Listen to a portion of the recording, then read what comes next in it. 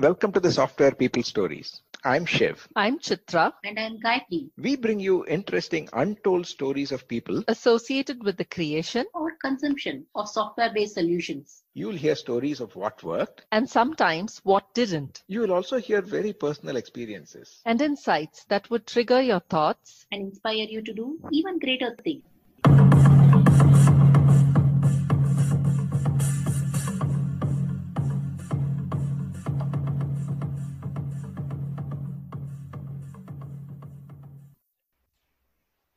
A very warm welcome to our listeners of the Software People Stories. We hope you're all staying safe and are well in your homes or offices for those who need to be there. This episode was prompted by what we now know as the COVID-19 pandemic that's turned the world as we know it into something we're yet to figure out. As agility coaches and consultants, we've watched and listened to what many of our clients in IT and software and a few non-IT businesses have experienced these past few weeks. And it's nothing short of unprecedented. We wanted to know how they have responded to the massive change so far, and that it's perhaps leading to tremendous unlearning of all past modes of working and relearning or discovery in uncharted territory. We sensed that businesses were rapidly responding in the best way they knew to continue business. And so, Sivaguru, our PM Power colleague, spoke to several people across sectors and compiled his findings as lockdown lessons in agility. This conversation between myself, Chitra, and my colleague Sivaguru is an eye-opener around many dimensions of how people and companies have responded to this dramatic change. We feel that you will have a lot to take away from these insights and experiences. Listen on. Good morning, Shiv. How are you doing today? Good, Chitra. Good morning. Yeah, like all these days, enjoying the sun and the birds outside. That's the nicest thing about this whole lockdown. So I've been Yeah. looking forward to this conversation, especially since it's been 4+ weeks after we released our episodes on Dispersed Team. And as we heard from several of our colleagues and a few guest clients, I also know that you've been busy talking to several people running or involved in IT and other businesses who've spoken to you about how they've responded to this almost unfathomable situation. So one question that's coming to my mind when I was going through what you have prepared or compiled as lockdown lessons post your conversations with several folks, you called out a sensing phase, and then people had to rapidly move into focusing on how to address this issue and then respond.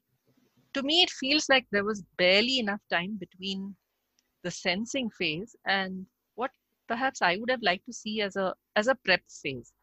So companies, I think, literally had to turn around overnight. How did this actually play out so rapidly? Based on your conversations, what did people do immediately? Very interesting question, Chitra. In fact, the reason for me to explore this was that after about 3 weeks, what has been the lessons learned when people had to make this rather drastic shift? See, the first set of podcasts that we had were more from an individual's perspective of working from home.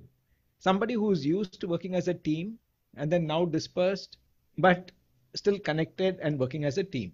But then there are a lot of backstories that were there or things that had to happen by the time everybody shifted to working from home. So this is an attempt to explore what happened in that phase. Normally, we talk about two different ways of taking action. One, we say, is a reaction. The other is a response. Typically, a response is something that is thought through, and there is a pause between the trigger that we call as the sensing and the action. In this situation, normally one would expect a reaction, and that is what kind of happened. But I call it the focused phase because it was not a random reaction.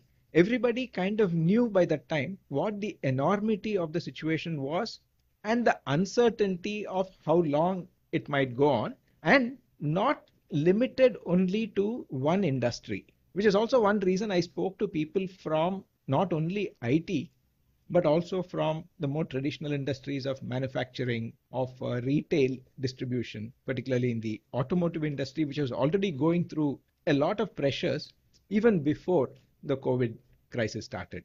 as well as hospitality, which is also a very highly service-oriented industry and very sensitive to the sentiments of their customers. So what had happened was many organizations, particularly the large ones, had different scenarios created.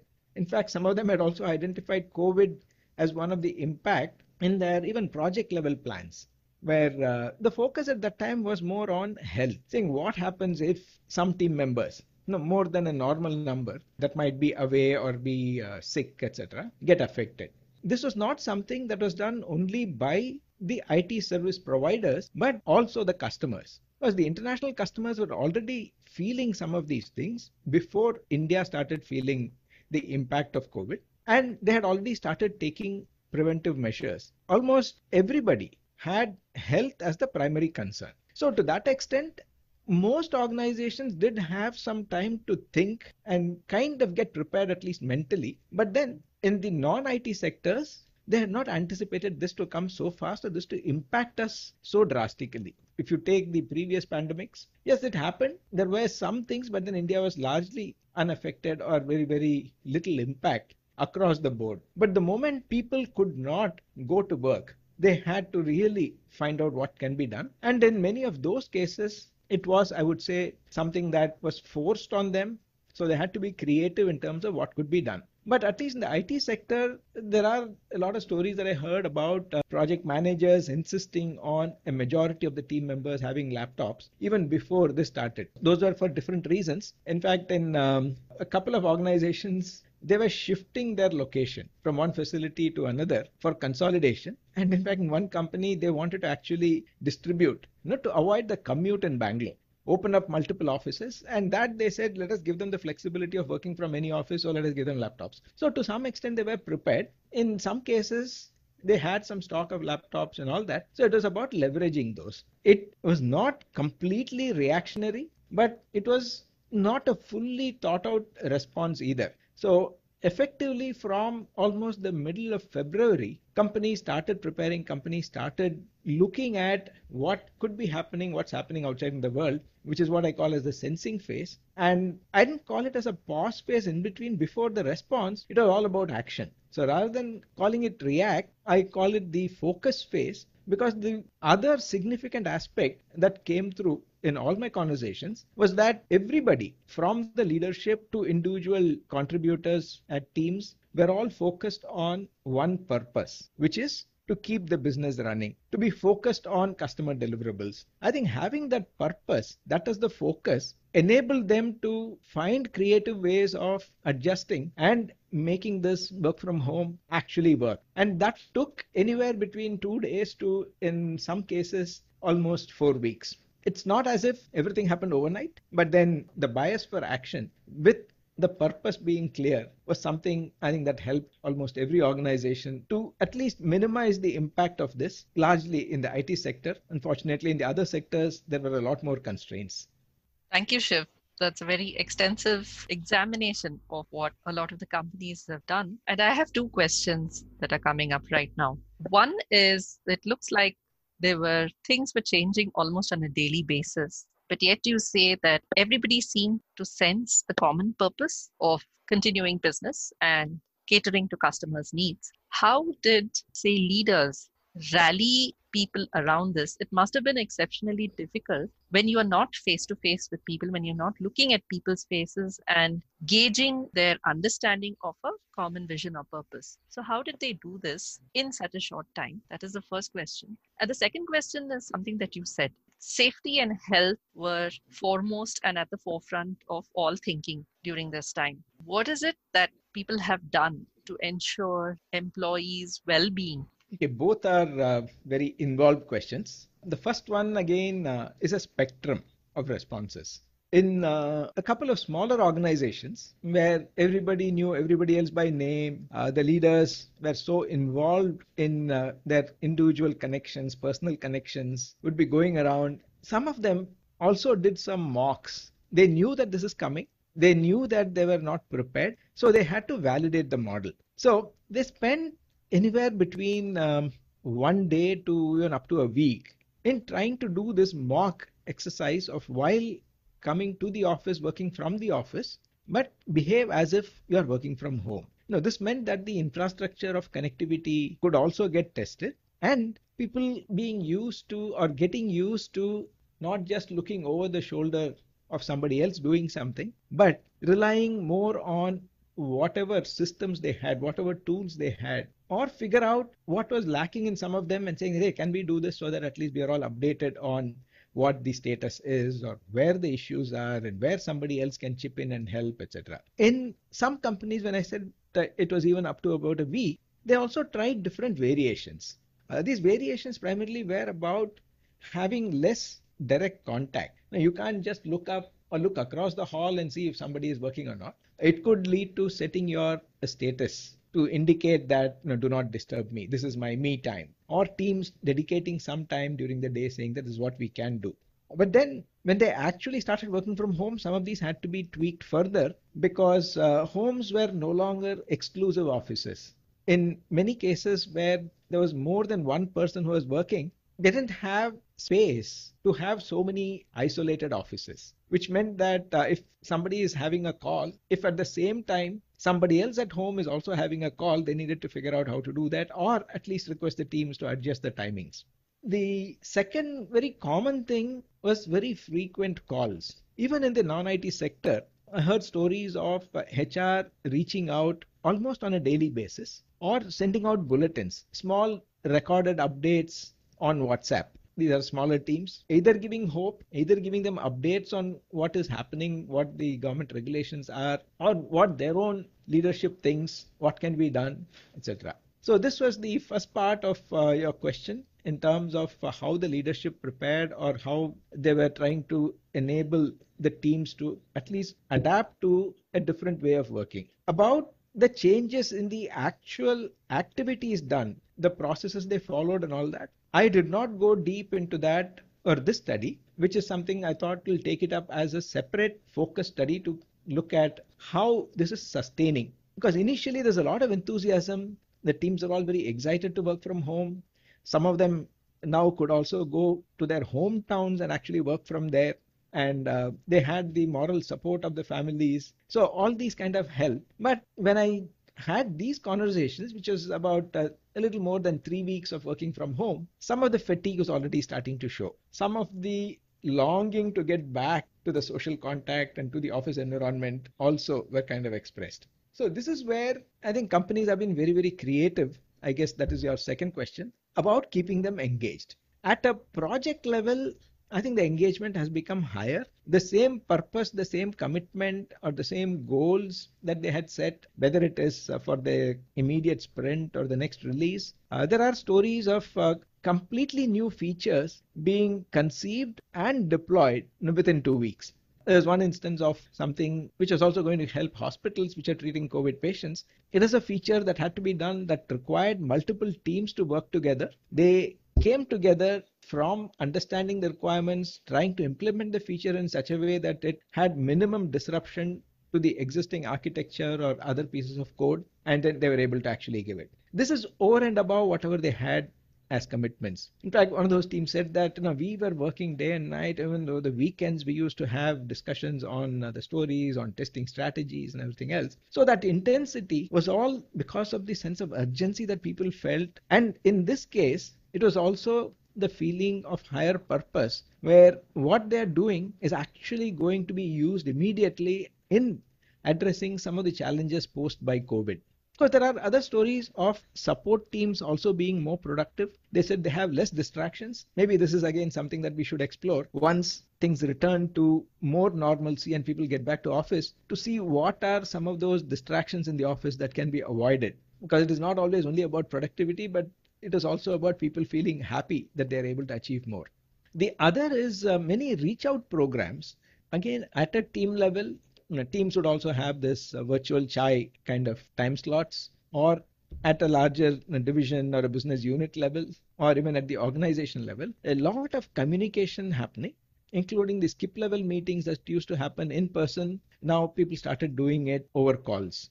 The employee engagement activities took a slightly different flavor, with HR organizing a lot of fitness classes, a lot of mental well-being, mindfulness, how to handle stress at work, or how to handle loneliness, how to handle the other distractions when you're working from home, etc. So the flavor of the interventions or the activities that they were creating. In some cases, it is also about including families. Now, one of the persons was saying that, oh, so far I just knew my colleague as by name and whatever skills or the expertise that the person had. But now suddenly we find that during a call, when a child walks in or a pet walks in or something else happens, we are able to relate to them a lot more.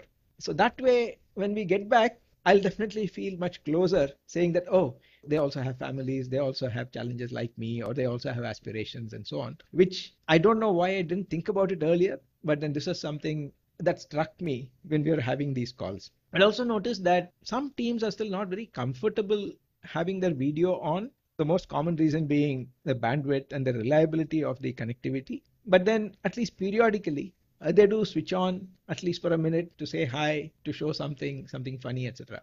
And one of the other activities I found interesting was to involve the families also in these connect activities. In one such instance, I saw that there was a Zoom session on effective parenting while working from home. They said, please, it is only for couples, not for the kids. And it was for the parents, essentially. There are also things where they had the family showcasing talent or giving them the lead to organize some of these. So trying to create that camaraderie, even though you're not physically close, is again something that is happening. But your question on how to sustain this with the same level of effectiveness or enthusiasm is something that we need to see. Thank you, Shiv. A real broad spectrum response, but so heartening to know that people are making such sincere attempts. One person who I was talking to, the CEO of her own company, said that her employees tested her, I believe, in many ways. They have about 4 or 5 teams, and each of the teams have between 20 and 30 people.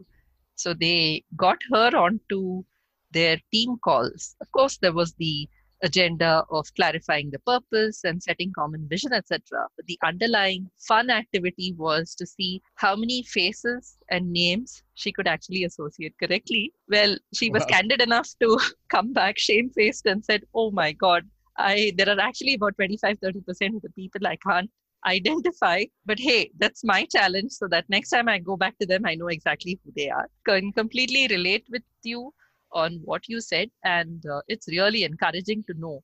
This segues very nicely into my next question, and in the context of what you mentioned is that people are constantly trying new things, are being driven by a sense of higher purpose. So have you sensed anything around co-creation in the context of massive telecommuting across so many different sectors? What has been the impact on innovation and learning? I think learning definitely has had a greater focus, greater attention, particularly in the non-IT sector. It has been, they've been trying different innovative things. For instance, how do you ask a chef to keep learning only on the net? And what they do is something, it has to be cooked, it has to be tasted, and somebody else has to say yes or no. So what I heard was that in one of the teams, they started having some challenges. Among the chefs, they would take some roster, because in some of the larger established hotels where they still need to keep a skeletal staff, some of them would be working for some time, all isolated and all that, but there would also be a backup team, etc. So something like a contest, either give a theme and see what is it that you can come up with, and then they need to reach out to their circles, whether their families, friends, whatever, and have somebody else try it and then give a feedback. So trying to simulate it, it's definitely not the same as you cooking something, giving it to someone, and then someone saying it. But at least some of your creative juices are kept active where you can do this. So even when something has to be done physically and you need to be close, they've been trying to do this. Or have some, say, quizzes every day, or learn SOPs, write new SOPs. But these are only to keep them mentally or intellectually challenged and intellectually active for some time, without probably much of a direct benefit to the organization as much as it is for individual learning. Now, coming to other creative ways or creative challenges that people are considering, everybody is definitely still very confused about how things will shape up, what can be done. So some of the organizations are also reaching out to their customers and staying in touch with them, understanding what their pressures are or what their pressures are likely to be. So again, a couple of themes that came out from almost everyone was that everyone said first is conserve cash. Whatever it is, okay, let us conserve cash, which directly translates to how can I cut costs? How can I stop spending on new things but still do whatever is needed to be done? So with this, the focus on how we can do the same things or create greater impact at a reduced cost. With all this, yes, there are sectors that have also been affected seriously because of the cash flow stopping.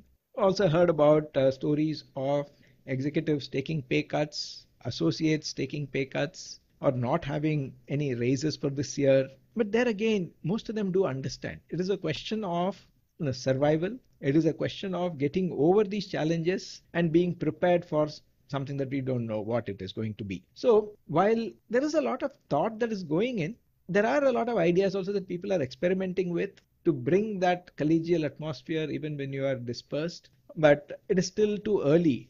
Thanks for the question, which is also one theme that I've been toying with as a follow-up to this, probably a couple of weeks down the line, to look at one, how sustainable this has been or how sustainable everyone feels it will be, or what are the other side effects or pressures that people will go through, both individually and as organizations. And my hope is also that collectively we will discover better ways of doing things, easier way of doing things, safer ways of doing things. After all, when you talk about agile, it is about experiment, learn, and improve, and finally share it with others. That sharing, I think, will definitely happen because in the non-work context also, I see everybody now being more empathetic about their neighbors, about neighboring countries, or whole humanity going through this.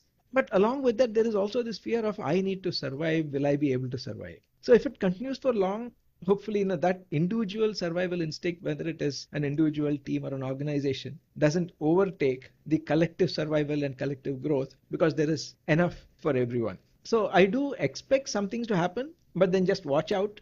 Probably in the next 3 to 4 weeks, I would like to do a little more deeper dive into some of these aspects. Completely agree with you there, Shiv. In fact, could relate to a lot of what you're saying. I feel deep down inside that definitely something very nice will emerge out of all of this. People will share a lot more. My sense is that there will be a lot more collective thinking, sharing, and empathy, but also looking forward to another round of sensing and conversations in a few weeks from now. Definitely. In fact, one of the things which I wanted to also explore is now you've been a Corona warrior yourself. First is your own thinking in terms of not just listening to things or reading about these, but actually getting into action. And once you got into that, how has it been in terms of creating that awareness in people and that sense of responsibility in people? I think once that comes, even in the corporate context, the whole ownership that we talk about at the individual level comes when one takes responsibility for not just the outputs that we create, but collectively what is the outcome we want to create. That, I think, is the larger purpose that I mentioned earlier. Having a purpose, having autonomous teams, I think are two significant components of having high-performing teams. Once we have the mastery aspect also addressed, you will have autonomy, mastery, and purpose all addressed. And hopefully that will happen sooner and make all our lives much better.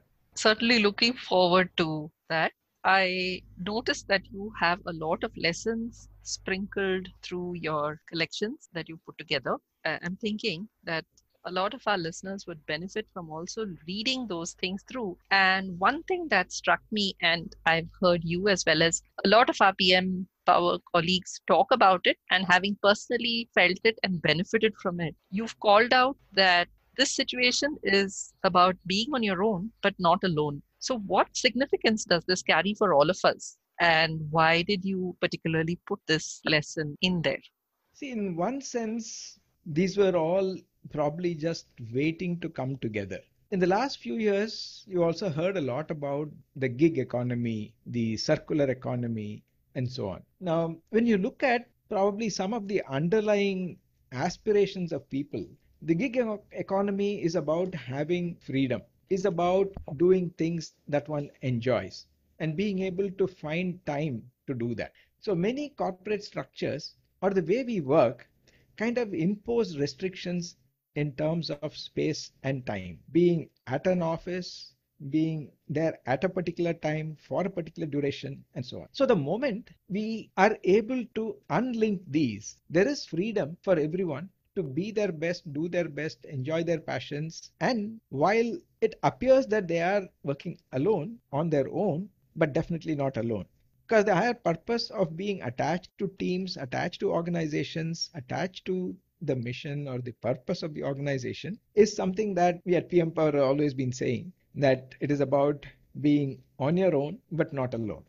It's a beautiful way to tie in this conversation, Shiv. I'm certainly looking forward to what the next couple of weeks will reveal to all of us as coaches, as consultants, and as people in general. So thank you so much for your time. And I am certainly looking forward to our next conversation. Definitely, Chitra. And of course, as always, as a listener, if you have stories to share, whatever you've learned, please do tell us or narrate it in your own words. You'll be happy to share them.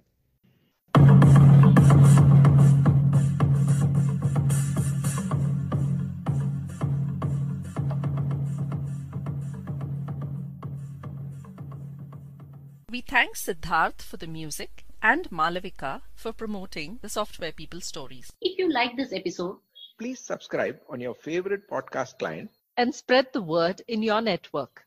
if you'd like to share your story, Contact us at podcasts@pm-powerconsulting.com.